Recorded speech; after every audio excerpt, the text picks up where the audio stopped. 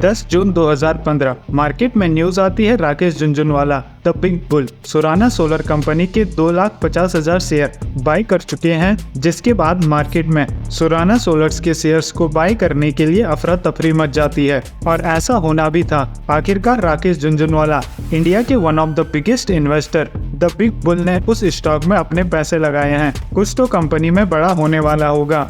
Share का price एक दिन में ही 18% से बढ़ जाता है और स्टॉक का प्राइस अपने ऑल टाइम हाई 63 को टच करता है। लेकिन नेक्स्ट डे मॉर्निंग में एक न्यूज आती है, राकेश झुनझुनवाला ने इस कंपनी में कोई भी इन्वेस्टमेंट नहीं की है। ये बस एक र्यूमर था जो news channel social media influencers के द्वारा चलाया गया था। जिसके बाद 11 जून को सुराना सोलर के शेयर्स 63 से 32 पर आ जाते हैं। यानी एक दिन बाद जिन भी रिटेल इन्वेस्टर्स ने इस स्टॉक में इन्वेस्ट किया था उन्हें अपनी होल्डिंग काफी बड़े लॉस पर सेल करनी पड़ी। कुछ दिन बाद सेबी ने इन्वेस्टिगेशन की तो पता लगा ये ऑपरेटर का पंप एंड डंप गेम था, जिसमें राकेश झुनझुनवाला का शेयर बाय करने की न्यूज को जानबूझकर फैलाया गया ताकि वे यहाँ पर बड़ा प्रॉफिट कमा सके, और उन्होंने कमाया भी। लेकिन इसमें अल्टीमेट लॉस हुआ रिटेल इन्वेस्टर्स का। स्टॉक मार्केट में करीब 5,000 से ज्यादा कंपनीज लिस्टेड हैं, तो क्या हमें सभी कंपनीज में इन्वेस्ट करना चाहिए?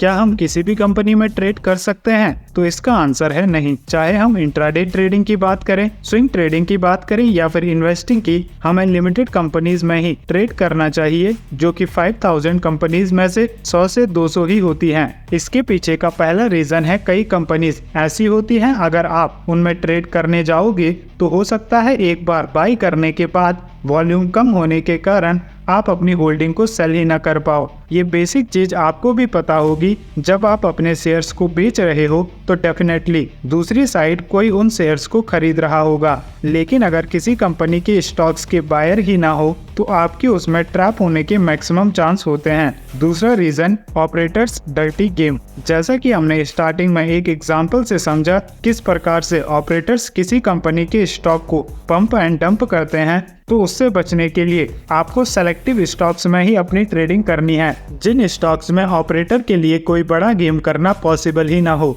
अभी तक हमें 2 चीजें क्लियर हो चुकी हैं। ट्रेडिंग के लिए हम जब भी स्टॉक चूज करेंगे तो हमें ध्यान देना है हम उन्हीं स्टॉक्स में ट्रेड करेंगे जिनमें इनफ वॉल्यूम हो, ताकि हम आसानी से उन स्टॉक्स को बाय और सेल कर सकें। दूसरा, हमें उन स्टॉक्स में ट्रेड करना है जिनमें ऑपरेटर्स अपना dirty game pump and dump ना खेल पाए। सो अब बात करते हैं उस प्रोसेस की जिसके जरिए हम ये पता लगा सकते हैं वे कौन से स्टॉक्स हैं जिनमें हमें ट्रेड करना है। तो इसके लिए हम यूज करेंगे Screener.in का, जो कि एक फ्री वेबसाइट है। तो जैसे ही आप गूगल पर सर्च करते हो Screener.in, तो यहाँ पर आपको क्लिक करना है स्क्रीन पर। जैसे ही आप स्क्रीन पर क्लिक करोगे उसके बाद आपको क्रिएट न्यू स्क्रीन पर क्लिक करना है।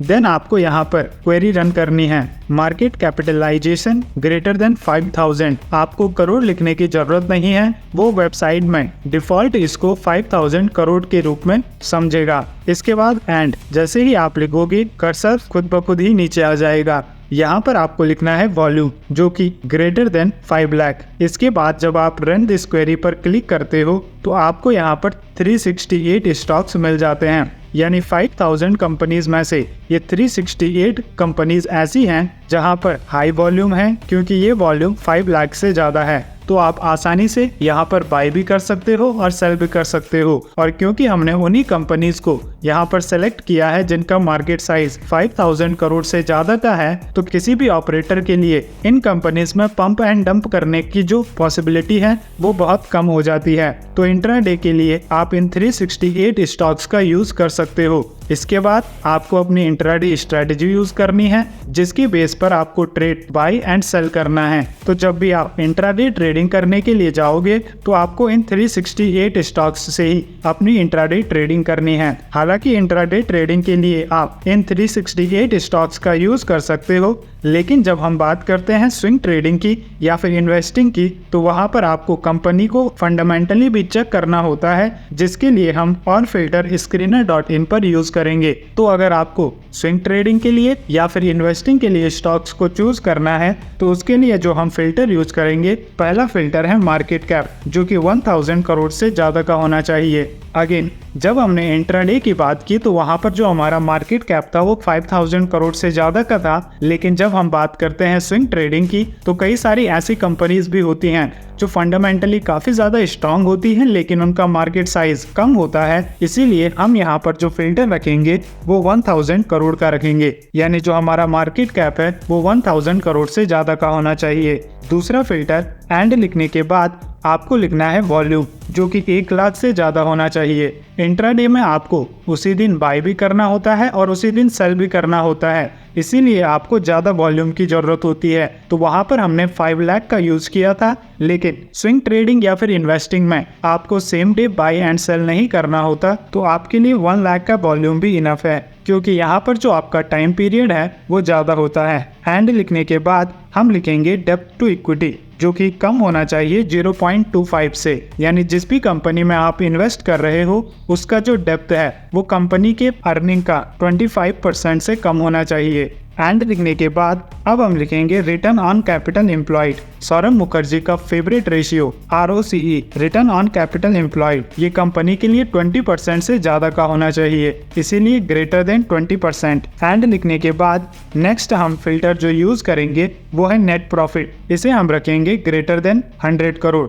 एंड लिखने के बाद पब्लिक होल्डिंग ये होनी चाहिए लेस देन 30%, क्योंकि अगर बहुत ज़्यादा होल्डिंग पब्लिक के पास होती है तो वहाँ पर भी हमें एक क्लियर साइन मिलता है कि FIIs, DIIs या फिर प्रमोटर्स इसमें क्यों इन्वेस्ट नहीं कर रहे हैं। अगर ज़्यादातर होल्डिंग रिटेल इन्वेस्टर्स के पास होती है तो वो भी हमारे लिए एक नेगेटिव साइन होता है, इसीलिए पब्लिक होल्डिंग को हम लेस देन 30% रखेंगे। एंड लिखने के बाद प्लेज परसेंटेज, जो कि कम होना चाहिए 20% से। इसके बाद आपको रन दिस क्वेरी पर क्लिक करना है तो आपके सामने 117 कंपनीज आती हैं, और आप जब भी स्विंग ट्रेडिंग करोगे या फिर पोजिशनल ट्रेडिंग करोगे तो आपको इन्हीं 117 कंपनीज में ही ट्रेड करना है। ये सारी अच्छी कंपनीज हैं, फंडामेंटली स्ट्रॉन्ग कंपनीज हैं, चाहे हम बात करें life insurance, Nestle India, Colgate, Coal India.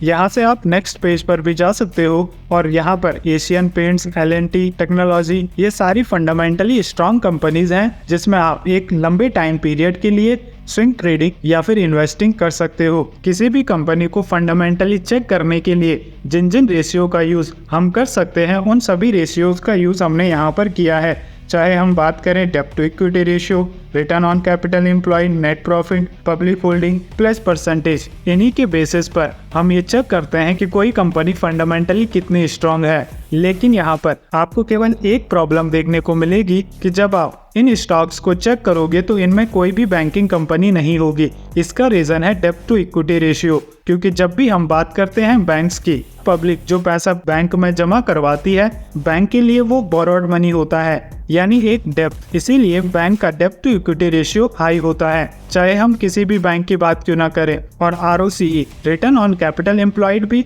Bank के लिए 20% से कम ही होता है। तो जब भी आप इस क्वेरी को रन करोगे तो वहां पर आपको कोई भी बैंकिंग स्टॉक देखने को नहीं मिलेगा, जिन्हें आप अलग से एक्सेल में ऐड कर सकते हो। जो भी 117 कंपनीज की लिस्ट आपको यहां से मिली है, इनको आप कॉपी पेस्ट कर सकते हो एक्सेल पर, और 10 से 15 जो बेस्ट बैंक है इंडिया के, उन्हें भी यहाँ पर ऐड कर सकते हो। बात करें बैंकिंग कंपनीज की तो 10 से 15 बेस्ट बैंकिंग कंपनीज की लिस्ट आपको डिस्क्रिप्शन बॉक्स में मिल जाएगी, या फिर इंस्टाग्राम पर भी मैं इसकी एक अलग से पोस्ट डाल दूंगा, वहां से भी आप इसे ले सकते हो। तो आज की वीडियो में हमने सीखा किस प्रकार से हम इंट्राडे ट्रेडिंग के लिए स्टॉक्स को सेलेक्ट कर सकते हैं, स्विंग ट्रेडिंग के लिए और इन्वेस्टिंग के लिए भी हमने देखा कौन कौन से फिल्टर हम यहाँ पर यूज कर सकते हैं, जिसके बाद हमें एक लिस्ट मिल जाती है जिनमें हमें अपनी इंट्राडे ट्रेडिंग, स्विंग ट्रेडिंग या फिर इन्वेस्टिंग करना है। और ये था last video complete trading course series का। इसके बाद इस सीरीज में जो भी वीडियोस आएंगी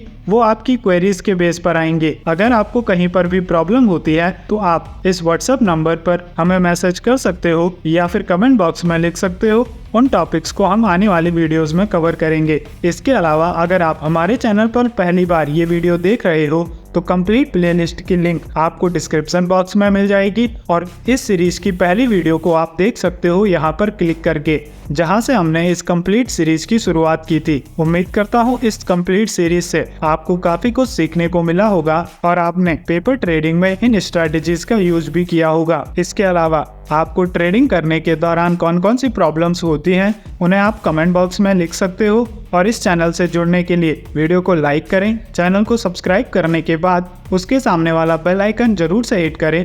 मैं मिलूंगा आपको अगली वीडियो में, तब तक के लिए good bye. Keep learning, keep growing.